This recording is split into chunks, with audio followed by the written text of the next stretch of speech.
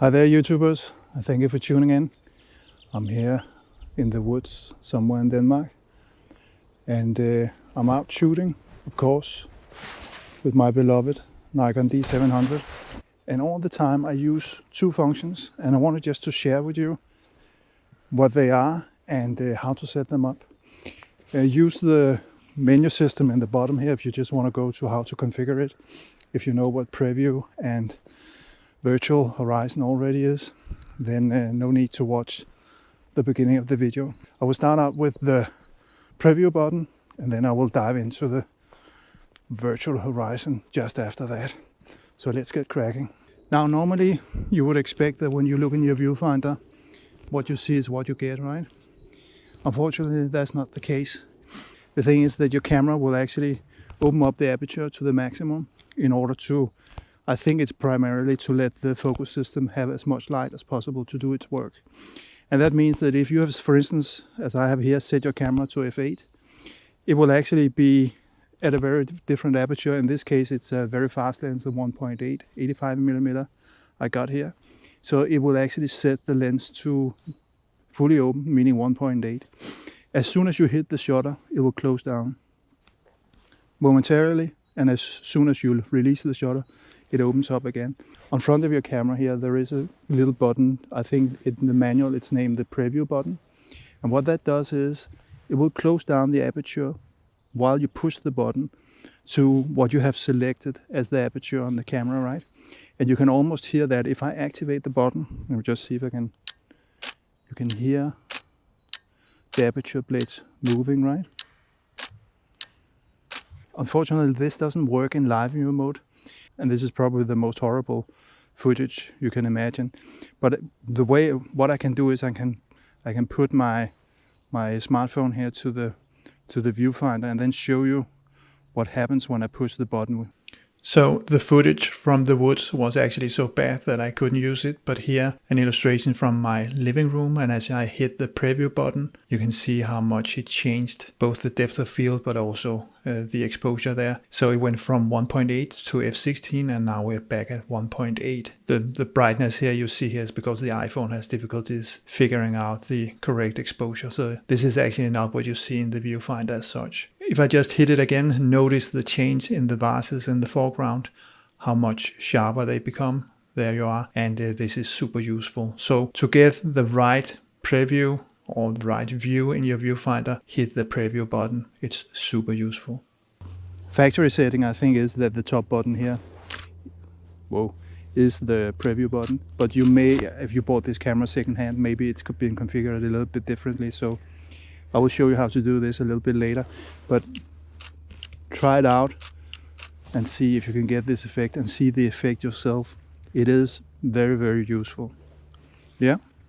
Now the other thing that I use a lot is the virtual horizon, and I've prepared a little something for you to see where I motivate why the virtual horizon is a good thing. So let's see that. Sometimes it's very important that you get the horizon level, for example when you have a simple image like this one. Of course you can fix it in post, but I prefer to get it right in camera. And when working in post you may actually lack a reference point. So is it the horizon here that is level? Or is it the tree there? Or is it somewhere in between? And you sit there and wonder, 1, 2, 3. Then it's good to know that your camera was actually level when you shot the image. As I engage the horizon, notice what happens in the bottom of the screen. You get a little scale instead of the normal metrics. Here the camera tilts to the right, and here I'm tilting to the left, and you can see the scale tells me that I'm off level. It also works in portrait mode. You can see here when I tilt 90 degrees. Of course you need to look to the right instead of to the bottom in the viewfinder, but it's the same information. You can see here as I tilt the camera to the right, it shows me that I'm off level. Okay, so that was the two functions that I use a lot on my D700 as a landscape photographer. And how to set that up? Well, I prepared a little something. So here in the menu system, to the left you have the top level menus. You have the playback menu to the top, then comes the shooting menu, but we're going to the custom settings menu here, number 3 from the top. And in here it's F for controls. So if you choose F and then go to assign function button and assign preview button. This is where the good stuff is hiding. If we take the preview button first, you can see it's illustrated here with a red dot, which button it is we're talking about. And if I go in here, I think factory setting is actually, that is a preview. There's a lot of options you can choose from. You can scroll through all of these options, many, and you can follow the bar to the right to see now I'm at the top, but there's so many things you can configure here. But I would actually recommend that you go with the preview button as the configuration is from the factory. And the reason being that it enables you to see your depth of field when you push that button. I will explain more about that. The assign function button here, also here you can see this is, again, the red dot shows this is the bottom button, yeah, must be the right way of saying it. You can see here to the right you have, again, a lot of options. You can follow how many you got with the bar to the right. Here I'm at the top of the menu, and you can see, oh, there are so many ways or things I can configure it to. But the virtual horizon, this is a thing I really enjoy. Choose that one, assign function button here, choose the horizon, virtual horizon. It's I think it is the second last option here in the menu, and make sure to press when you walk up and down with the command wheel, push the center of the command wheel to select it with OK, so you can always go in and check if you did it right. So here you can see it is virtual horizon that has been chosen.